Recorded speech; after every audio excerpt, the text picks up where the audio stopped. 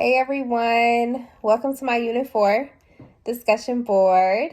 So, I decided to actually talk about the three assessments that I believe were or are the most challenging. The first one is endpoint assessment. Oftentimes, I think the positive side of it is that it allows for students to be tested on every single thing that they've learned. So you're able to identify if there are any strong points, if there are any weak points, kind of like what took place. And I feel like that's pretty good because it allows you to see the overall picture. There's a lot of things that students remember and retain, and so they're able to put that in there.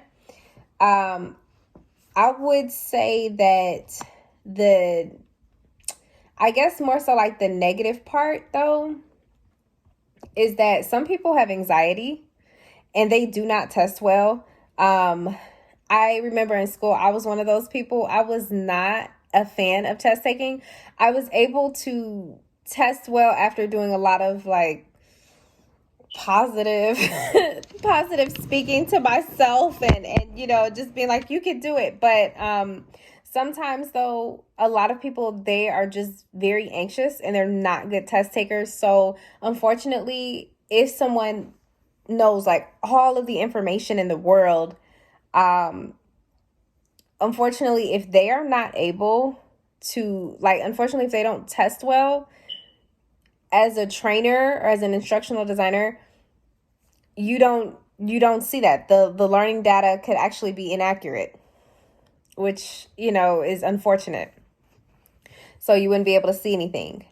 The second one that I chose was online assessment.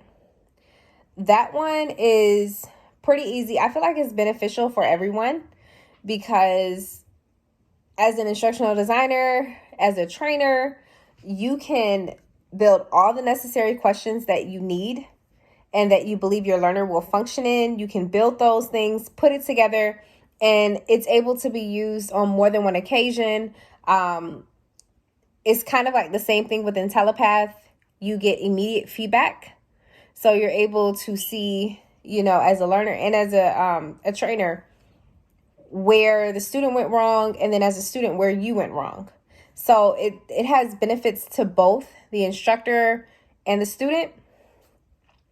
And it's just very helpful. It's not a lot that has to be done with that. I would say the negative part of it is that if something happens, it's really hard to get past that. So if there is like sometimes with certain questions, there's like a technical difficulty, and it's really hard to get around that because it's already set up that way. So the learner may experience frustration. I know this happened to me, where I have been like, hey, I selected the right answer, but unfortunately, how it was set up, it was not the right answer in the system. So sometimes that may happen to the learner as well, and they could get frustrated.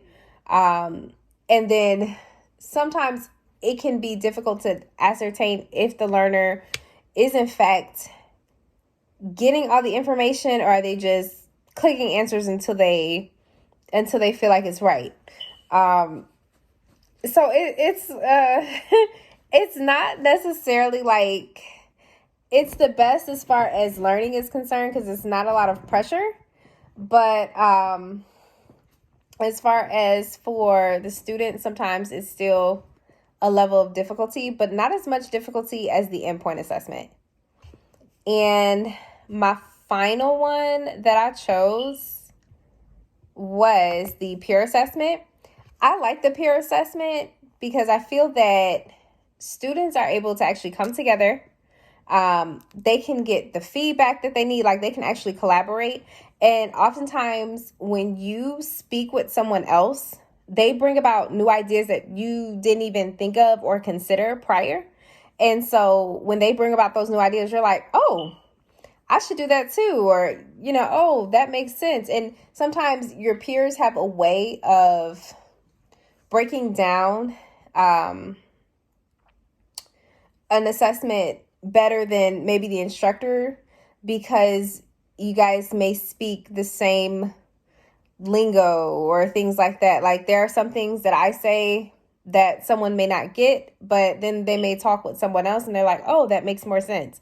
And there are some things that I say that a lot of people are like, oh, I get it. But if they talk to someone else, they're like, no, I don't understand. So with a peer assessment, I like that it just allows you to have those different viewpoints and actually retain more information, because the more that you talk, the more that you listen. And it just really encourages the active listening, I feel like. The negative side of it is that if you are not someone that likes to talk a lot, it may be difficult to really voice your opinions. Like if you have anxiety on speaking, that may really be tough.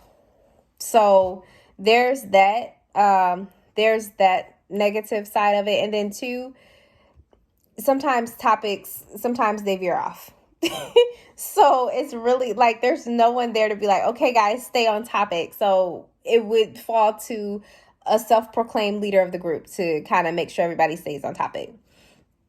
So for each assessment that I decided on, a lot of stuff could be handled by, I believe, more instruction. Like a lot of things could be improved by more instruction. Maybe having it as instructor based. I think a lot of it lies with reliability. Having someone there, having someone managing things. I really feel like having a little bit more management helps. Also, with the endpoint assessment, taking the time to kind of figure out where your students are prior to them taking it, and just making sure that you build the relationship with your students to where they understand that the endpoint assessment is making it more of like a positive relationship. I really feel like that kills anxiety when it's more of a positive relationship versus a negative relationship or a negative connotation. I would say some of the ways that I can assure validity is in the test and things like that. Like I said earlier, would be more so monitoring. I think that sometimes it's good to just have some type of monitor, because it allows you to make sure that, there is that responsibility is not just fully placed on the student, but there is some responsibility on you as well. So you guys share equal responsibility in monitoring and making sure that everything is good. And yeah, I would say more so monitoring. That would be my answer for that one.